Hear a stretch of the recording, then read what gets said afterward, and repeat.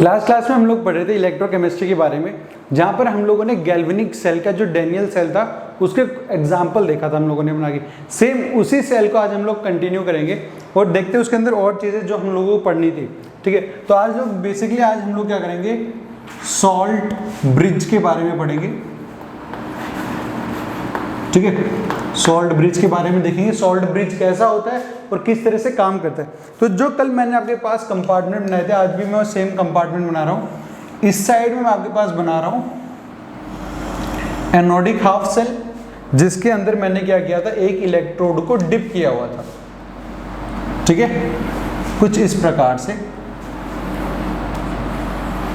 ये इलेक्ट्रोड मेरी जिंक की बनी हुई थी, इसलिए यहाँ जो सॉल्यूशन प्रेजेंट था मेरा वो भी किसका था, जिंक का था। ठीक है, इसी तरीके से एक और एनोडिक अपने पास, ये तो क्या था, anodic half cell, anodic half cell था, जहां पर एनोड पर हमेशा क्या होता है, मेरा ऑक्सीडेशन होता है।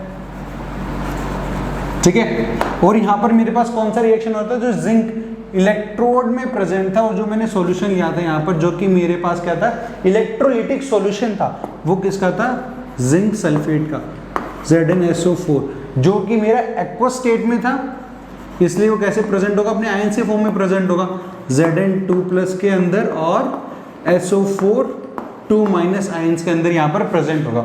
ठीक है, तो कैसे यहाँ से जिंक इलेक्ट्रोड से सॉल्यूशन के अंदर आ रहा था, ठीक है ना, क्योंकि उसका क्या हो रहा था, ऑक्सीडेशन हो रहा था, तो मेरे पास जिंक 2+ की कंसंट्रेशन बढ़ती जा रही थी, तभी मैंने आपको कहा था ये कैसा होगा, सॉल्यूशन मेरा पॉजिटिवली चार्ज होगा और इलेक्ट्रोड पर इलेक्ट्रॉन्स आते हैं, इसलिए मेरे पास एनोड को हम लोग क्या बोलते हैं, नेगेटिवली चार्ज होता है। फिर अब हम इस साइड बनाते हैं अपने पास कैथोड का डायग्राम। ये मेरे पास क्या है, रिडक्शन हाफ सेल है, रिडक्शन हाफ सेल है। ठीक है, हम लोगों ने इसके अंदर भी एक इलेक्ट्रोड को डाला था और वो इलेक्ट्रोड किसकी बनी हुई थी, मेरे पास कॉपर की बनी हुई थी, इस प्रकार से।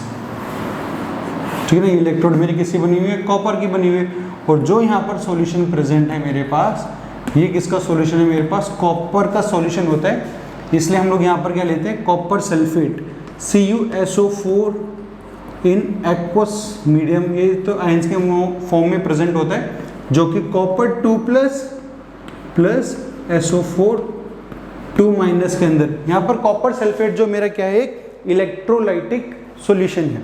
ठीक है, इस केस में क्या हो रहा था, मेरे पास मैंने अब इस सर्किट को, इन दोनों को मैंने एक्सटर्नली कनेक्ट किया था थ्रू अ एमीटर, और फिर ये यहाँ पर आके कनेक्ट हो रहे थे। तो ये जो इलेक्ट्रॉन्स थे, नेगेटिव चार्ज आ रहा था, क्यों, क्योंकि मुझे पता है कि भाई मेरे पास एनोड पर ऑक्सीडेशन हो रहा था, और ऑक्सीडेशन में हो क्या रहा था, मेरे पास जो जिंक इलेक्ट्रोड में प्रेजेंट था वो जिंक सॉल्यूशन में आ रहा था। यहाँ पर जो रिएक्शन हो रही थी जिंक कन्वर्ट हो रहा था किसके अंदर, Zn2+ के अंदर, और दो इलेक्ट्रॉन्स को वो इमिट कर रहा था। ये दो इलेक्ट्रॉन मेरे इस कंडक्टिंग वायर से ट्रेवल कर रहे थे एमीटर के थ्रू, और वो इस सॉल्यूशन के अंदर आ रहे थे, जैसे हमने लास्ट क्लास में देखा था। अब जो इस सॉल्यूशन में ये कॉपर 2+ प्रेजेंट था, वो कॉपर 2+ इन इलेक्ट्रॉन को गेन करके कॉपर में कन्वर्ट कर रहा था, और इलेक्ट्रोड पर जाके क्या हो जाता था, डिपॉजिट हो जाता था। तो यहाँ पर जो रिएक्शन हो रही थी, कॉपर 2+ जो मेरा एक्वा स्टेट में यहाँ प्रेजेंट था, वो दो इलेक्ट्रॉन को गेन कर रहा था, and it is converting into copper solid. तो आपको दिख रहा है कॉपर 2+ से 0 ऑक्सीडेशन स्टेट में आ रहा है, तो इसलिए यहाँ पर क्या हो रहा था, मेरा रिडक्शन हो रहा था। ठीक है ना, कहाँ पर, और इस इलेक्ट्रोड को मैंने क्या बोला था आपको, कैथोड है ये मेरे पास। तो एनोड पर तो आपके पास क्या हो रहा था, ऑक्सीडेशन, कैथोड पर क्या होता है, रिडक्शन होता है। कॉपर 2+ पॉजिटिव चार्ज आके इस पे डिपॉजिट हो रहा था, इसलिए कैथोड को हम लोग पॉजिटिव साइन से रिप्रेजेंट कर रहे थे। अब खुद ही बताओ, इनिशियली ये सॉल्यूशन मेरे पास कैसा था, न्यूट्रल था। ठीक है, इसमें कोई पॉजिटिव चार्ज और कोई नेगेटिव चार्ज नहीं था, क्योंकि मेरे पास कॉपर सल्फेट सॉल्यूशन यहाँ प्रेजेंट था। फाइनली अब क्या हो रहा है, अब यहाँ पर कॉपर 2+ जो सॉल्यूशन में प्रेजेंट था वो तो जाके इलेक्ट्रोड पर डिपॉजिट होते जा रहा है, जितना कॉपर था वो रॉड पे जा रहा है और डिपॉजिट होते जा रहा है। तो सॉल्यूशन से कॉपर रॉड पे आ रहा है, डिपॉजिट हो रहा है, ठीक है। तो जितना सॉल्यूशन के अंदर कॉपर प्रेजेंट था वो सारा कॉपर 2+ रॉड पे डिपॉजिट हो गया, मतलब जितना पॉजिटिव चार्ज था वो तो यहाँ पर आ रहा है। तो ये जो सॉल्यूशन था ये कैसा होता गया, मेरा नेगेटिवली चार्ज होता गया, ये मेरे पास नेगेटिवली चार्ज होता गया, और ये मेरे पास कैसा होता गया, पॉजिटिवली चार्ज हो गया। तो अब जो मेरे पास यहाँ ये सेल बना है ये इलेक्ट्रिकली न्यूट्रल नहीं है, ठीक है ना, ये इलेक्ट्रिकली न्यूट्रल अभी नहीं है। मैं चाहता हूँ ये सेल मेरे ड्यूरेबल हो, ठीक है ना, और इलेक्ट्रिकली न्यूट्रल हो। तो इसके लिए क्या दिमाग लगाया गया उन लोगों ने, यहाँ पर जो ये है सॉल्ट ब्रिज, इसका कंसेप्ट लेके आते हैं, ठीक है ना। अब ये सॉल्ट ब्रिज कैसा होता है, देखो ये सॉल्ट ब्रिज कुछ इस प्रकार से होता है। आप क्या करते हो, एक इन्वर्टेड यू ट्यूब इसमें इंसर्ट करते हो कुछ इस प्रकार से, ठीक है ना, कुछ इस प्रकार से ये इन्वर्टेड यू ट्यूब।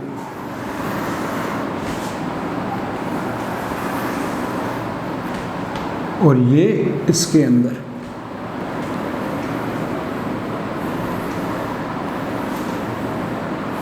ठीक है, आपके पास ये कैसे, ये इन्वर्टेड यू ट्यूब। आप क्या करते हो, ये मेरे पास यहाँ से ओपन होता है, इस ये एंड भी ओपन होता है मेरे पास, इसके अंदर आप एक सॉल्यूशन डालते हो, ठीक है ना, एक सॉल्यूशन डालते हो। जैसे फॉर एग्जांपल मैं मान लो मैंने KCl ले लिया, ठीक है ना। अब आपको पता है भाई इसके अंदर K+ भी होगा, ठीक है ना, और मेरे पास क्या होगा Cl- भी होगा क्योंकि KCl है, तो बहुत सारे होंगे। अब देखो क्या है, ये सॉल्यूशन मेरा कैसा है, पॉजिटिवली चार्ज है, मतलब इस इन्वर्टेड यू ट्यूब का ये वाला जो एंड है वो कैसा है, पॉजिटिवली चार्ज सॉल्यूशन में है।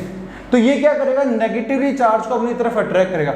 KCl में जो Cl आयन था, क्योंकि KCl था, KCl प्रेजेंट होगा K+ और Cl- के अंदर, तो इस Cl- को अपनी तरफ ये क्या करता है, अट्रैक्ट करना स्टार्ट कर देता है, ठीक है ना। ये Cl- इसकी तरफ आ रहा है, तो अब क्या होगा, यहाँ से ये Cl- इस सॉल्यूशन में आता जाएगा। इसका फायदा क्या है, जो जिंक 2+ इलेक्ट्रोड से सॉल्यूशन में आ रहा था, ये जिंक 2+ को ये नेगेटिवली चार्ज क्या करने लग जाएगा, न्यूट्रलाइज करने लग जाएगा। न्यूट्रलाइज करेगा तो अब ये सॉल्यूशन पॉजिटिवली चार्ज नहीं रहेगा। इसी तरह यहाँ पर भी होगा, देखो कॉपर 2+ जो प्रेजेंट था वो तो इलेक्ट्रोड पे डिपॉजिट हो गया, तो सॉल्यूशन में क्या बचा, सिर्फ सल्फेट SO4 2- बचा। ये नेगेटिवली चार्ज है, तो इसका ये वाला जो एंड है सॉल्ट ब्रिज का, ये कैसा होगा, नेगेटिव चार्ज होगा। तो ये क्या करेगा, अपोजिट चार्ज को अट्रैक्ट करेगा। तो जो ये K+ है मेरे पास, इस K पॉजिटिव को यहाँ पर अट्रैक्ट करना शुरू कर देगा। इससे क्या होगा, जो ये मेरा पोटेशियम है पॉजिटिवली चार्ज, ये इस सॉल्यूशन के अंदर आने लग जाएगा, और ये K+ इसके साथ रिएक्ट करके क्या बनाएगा, K2SO4 का सॉल्यूशन बना लेगा। मैं लिख देता हूँ यहाँ पर भी कि आपके पास जो ये जिंक 2+ प्रेजेंट था सॉल्यूशन में, ये 2 क्लोरीन के साथ रिएक्शन करके क्या बना लेगा, ZnCl2। ये सॉल्ट ब्रिज की वजह से रिएक्शन हो रहा है। सेम यहाँ पर भी ऐसा ही होगा, जो ये K+ आ रहा है, ये 2K+ एक सल्फेट आयन SO4 2- के साथ रिएक्ट करके क्या बना लेंगे, मेरे पास K2SO4 सॉल्यूशन बना लेंगे। अब ध्यान से, ये जो नेगेटिवली चार्ज था सल्फेट आयन की वजह से, क्योंकि सल्फेट आयन मेरा नेगेटिवली चार्ज है, तो पॉजिटिव चार्ज है, इसको न्यूट्रलाइज कर दिया। तो अब देखो ना, ये नेगेटिवली चार्ज है, इसका नेगेटिव चार्ज भी खत्म हो गया, और इसका पॉजिटिव चार्ज भी क्या हो गया, खत्म हो गया। तो दोनों सेल मेरे पास कैसे हो गए, इलेक्ट्रिकली न्यूट्रल हो गए, ठीक है ना। अब इनके पास कोई भी चार्ज नहीं रहा। अब बात आती है, जो ये मैंने यहाँ पर सॉल्यूशन लिया KCl सॉल्यूशन, क्या मैं इसकी जगह कोई और भी ले सकता था, या मैं कुछ भी ले सकता हूँ, ऐसा नहीं होता, ठीक है ना। अब कुछ भी नहीं ले सकते, आपको बहुत चीज़ें फैक्टर देखनी पड़ती है। पहली चीज़ आपको क्या देखनी पड़ती है, फर्स्ट पॉइंट आपके पास होता है mobility of cations and anions. जो यहाँ पर कैटायन है K+ की जो स्पीड होगी और जो Cl- नेगेटिव चार्ज की स्पीड होगी, वो दोनों की स्पीड कैसी होनी चाहिए, सेम होनी चाहिए। तो mu of positive charge should be equals to mobility of negative charge. क्यों? अगर मेरा K पॉजिटिव यहाँ जल्दी पहुंच गया तो ये तो न्यूट्रलाइज हो जाएगा, बट ये न्यूट्रलाइज नहीं होगा, आपका सेल अभी भी स्टेबल नहीं है। स्टेबिलिटी के लिए आप चाहते हो दोनों सेल मेरे एक टाइम पर कैसे हो, न्यूट्रलाइज होते जाए। और आप क्या करते हो, अगर आपने इसके अंदर जो ये सॉल्ट ब्रिज आपने डाला है, इसमें आप खुद ही सोचो, आपके पास ऐसा एक यूट्यूब है, आप इसके अंदर कुछ लिक्विड डालोगे तो ठीक है यहाँ पर रुक जाएगा, बट अगर आप इसको उल्टा करोगे तो क्या होगा, वो सब बाहर निकल जाएगा, इसके अंदर नहीं रह पाएगा। तो आप लोग क्या करते हो, इसके अंदर जेली लाइक सब्सटेंस का यूज करते हो ताकि वो धीरे धीरे मूव करते रहे और आयंस उनके अंदर फ्लो करते रहे, ठीक है। तो जो इसके अंदर आप लोग क्या करते हो, जेली लाइक सब्सटेंस हम लोग यूज करते हैं, और हम लोग जिलेटिन भी कह सकते हैं, या फिर अगर सॉल्यूशन,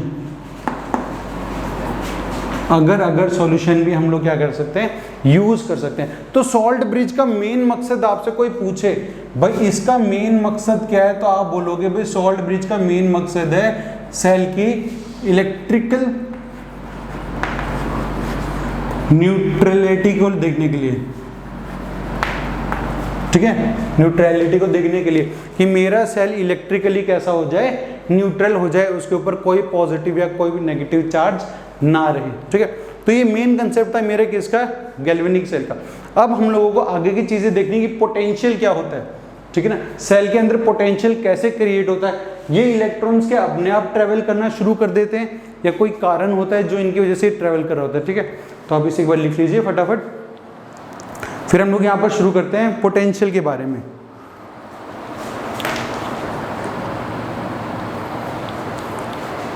ठीक है, तो अब हम लोग देखते हैं पोटेंशियल के बारे में।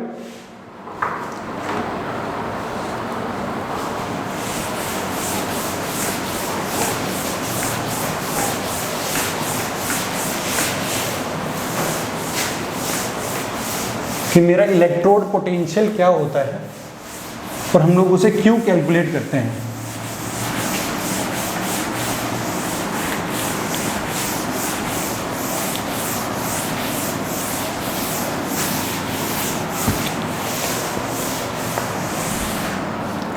तो देखिए आप हेडिंग डालिए इलेक्ट्रोड पोटेंशियल।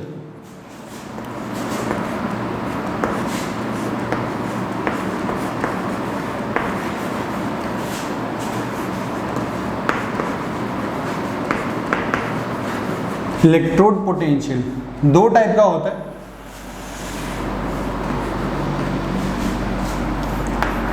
एक मेरे पास होता है ऑक्सीडेशन पोटेंशियल,